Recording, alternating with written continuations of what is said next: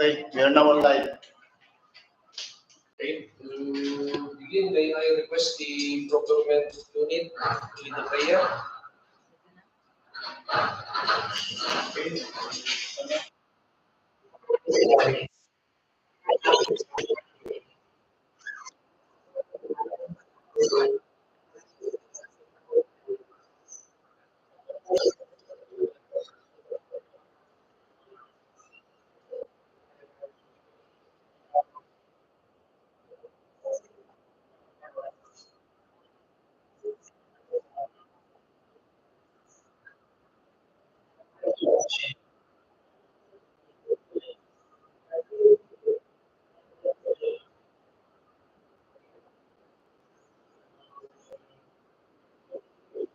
Okay.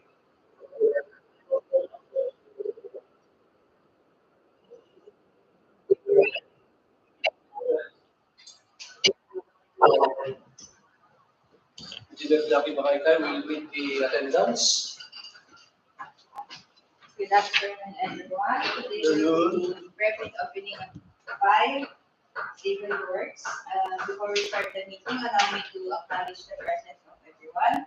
Let me start with Engineer Rogelio A. Crome, Chairperson. Present. Engineer Charlie A. Canacao, Vice Chairperson. Present. Engineer Rolly M. Cabawatan, Back Member. Present. Engineer Henry R. Pasqua, Back Member. Present. Engineer Roger R. Barnacha Jr., PWG Member. Present. Engineer Bernardino M. Castro Jr., PWG Member. And the head of PACSEC, Engineer Danilo Arapanan. Present. And to my co-PAC Secretariat, Ms. Catricia Lane Gabasan. Present. And yours truly, Jacqueline Bakayan. Based on the attendance, Mr. Chairperson, there is a quorum. Since there is a quorum, we will start the training of the rest. We have 5 civil works projects. Today's training of the rest, we conduct ID 240743, 24BX0044, 24BX0045, 24BF0046, and 24BF0047. For the scope of work, may I request for the description of the 5 projects. Even though we don't have any prospective bidder, we still have this one process for the conference.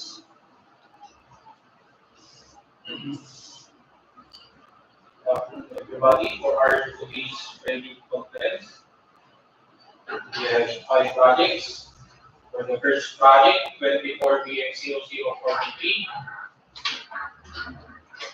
organizational outcome to protect lives and properties against major floods, flood management program, construction, rehabilitation of flood mitigation facilities within major river basins and principal rivers.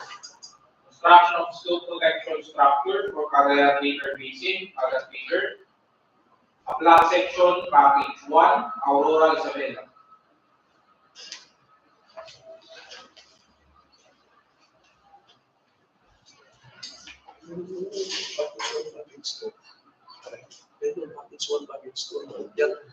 For part A, for the item number description, item number and description for part A, facilities for the engineer.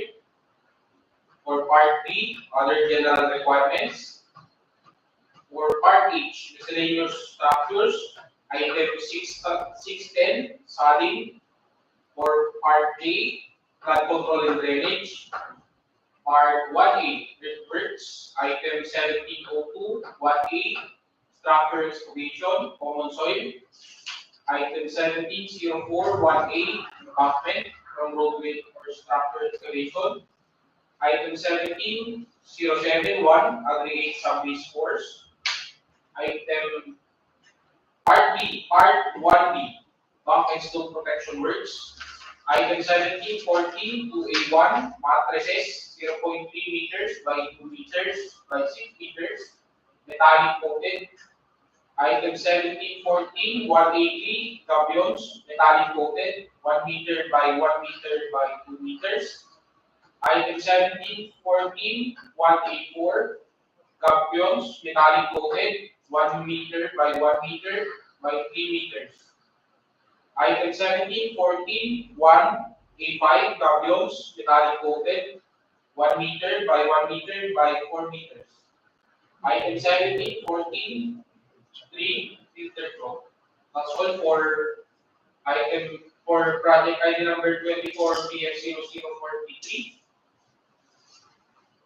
For project ID number 24BF0044, organizational outcome 2, protect lives and properties against major floods, flood management program, construction, rehabilitation of flood mitigation facilities within major river basins and principal rivers.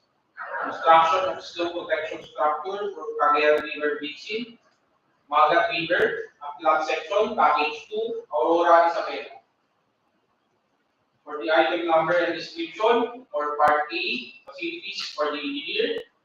For part B, other general requirements. For part H, miscellaneous structures. Item number 610, sodding. For part A, flood control and drainage. For part 1A, earthworks. Item number 1702-1A, structure excavation, common soil. Item 1704-1A, embankment from roadway or structure excavation. Item 17071, aggregate sub-base work. For part 1B, backfill slope protection works.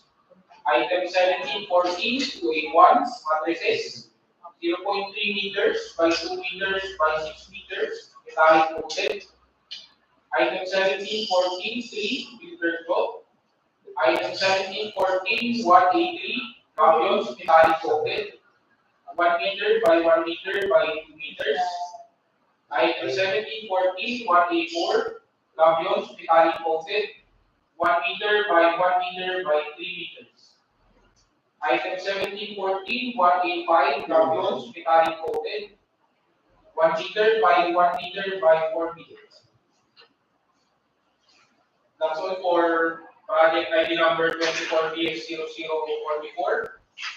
For project ID number 24BF0045, organizational outcome 2, protect lives and properties against major floods, flood management program, construction, rehabilitation of flood mitigation facilities within major river basins and principal rivers. Construction of Malig River Flood Control Project, Barangay Santo Domingo, Station 0 plus 000 to Station 0 plus 800, Quirino, Isabela.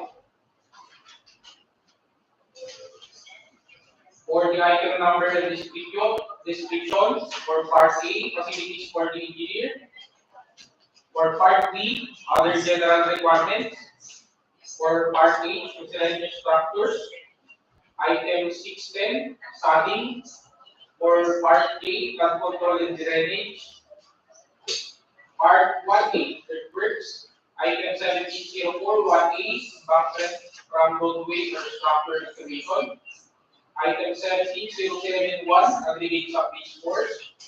Item 17041B, backfront from barrow. For part 1B, backfront slope protection works. Item 17121, concrete slope protection. Item 1717-2A1, sheet piles, slope protection. That's all for project ID number 24BF0045. For project ID number 24BF0046 and 24BF0047, please give it to my colleague, Engineer Castro, for the description.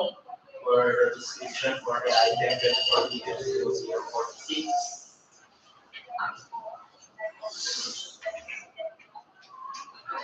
We have for the part B, facilities for the engineer. The part B for the other general requirements. For the detailed description for the major works. Part D is miscellaneous structure, item 610, the siding. For part D, the flood control and drainage. The first part, for the earthworks, item 170418, embankment from roadway structural excavation. Item 17041B, embankment from Barrow. Item 17071, aggregate sub-base course. For the part bank and slope protection works, we have item 17121, complete slope protection. And for item 1772A1, the sheet piles slope protection work. So that will be all for the 24BF0046.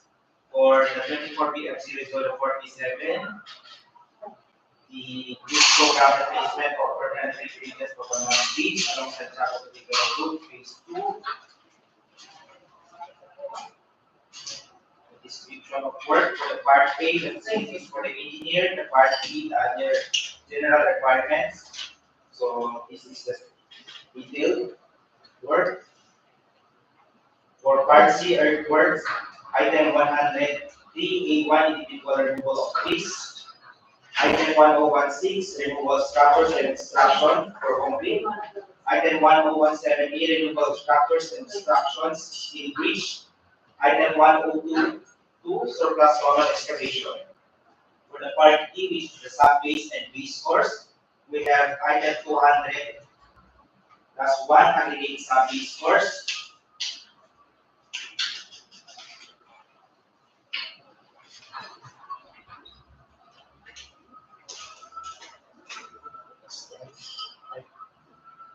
For the part E, item 3111F1, the PCCP under a course 0.3 meters deep for 40 days. And for part F, the bridge construction, item 4056, structural concrete painting works.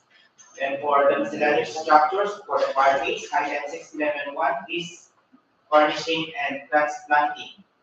Item 6121, reflectorized thermoplastic pavement markings, and item 624-11 roadway lighting. So that will be all for the last project, 24BF0047. Thank you, Roger and Bernard. For the leaders checklist of the requirements for each grade, including technical and financial proposals. The request for Vice Chair Council for explanation is okay. For the requirements for the proposal. The checklist, including the technical and financial proposals. For the technical proposal, shall contain the following: joint venture, take up special joint venture license, and form of the security. Newly initiated organizational chart for the contract. Newly initiated contractors list of key personnel for the contract. Newly initiated list of contractors major equipment. And the sole statement in prescribed form. And for the financial proposal, shall contain the following: unified bid form, unified bid prices and developed quantities, duly initial detailed estimates, and duly initiated cash flow by quarter.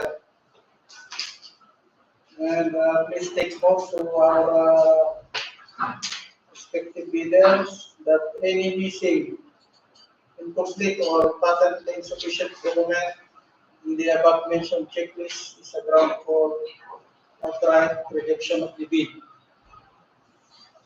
And additional documents to be provided under section 23 of the 2016 revised implementing rules and regulations. The eligibility requirements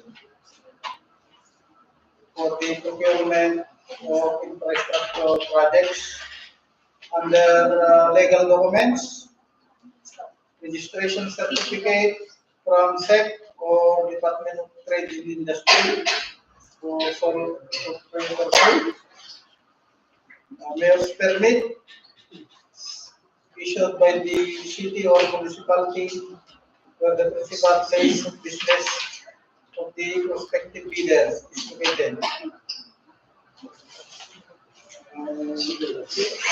Tax clearance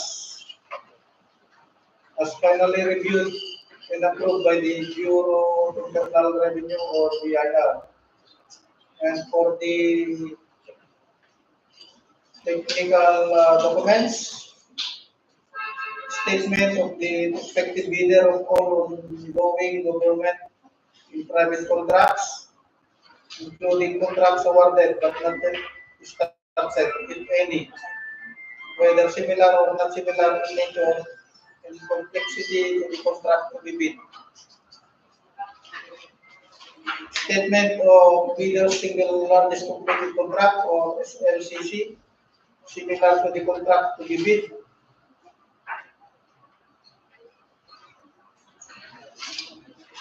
And pickup license. Was already mentioned in the legal process. For financial documents, the prospective bidders audited financial statements showing, among others, the prospective bidders' total current assets and liabilities, stock received by the BIR for its duly accredited and authorized institution for the preceding calendar year, which should not be earlier than 2 years from the date of bid submission.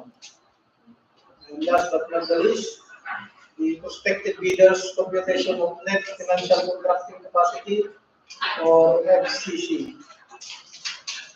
So that's all. Thank you, Charlie. I just want to read some definitions of the invitation to the bid. The contractor's representative shall be the individual authorized to act on behalf of the contractor for the purposes of the contract under the duly executed power of authority. For the SPA requirements, any employee within the organizational structure of the company with company ID. The SPA shall include the project's contract ID number to be purchased by the contractor's representative.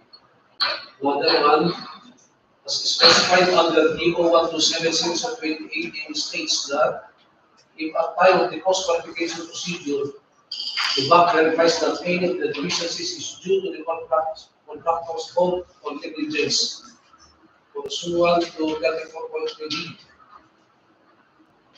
of the 2016 revised implementing rules and regulation of the Public Act number 9184 2016 RIR or RAI of RA 9184. The procuring entity shall disqualify the contractor from the award without any right to reimburse fees when incidental costs paid for the procurement of infrastructure contract subject to the bid.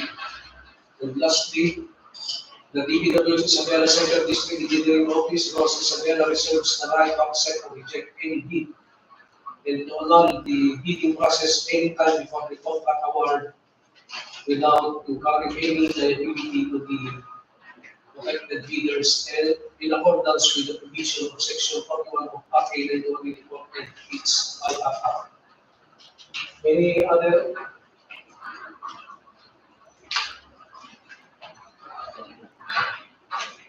That is our today's procurement activities. Any announcement from our procurement engineer? May I remind everybody that we have an opening tomorrow for Approach project 24 DPWH 01, contract A, repair of deteriorated pavement along national roads, thus furnishing of delivery of asphalt materials. That will be at 10 a.m. tomorrow. So anyway, I'm posting in our group chat for the activity. Thank you.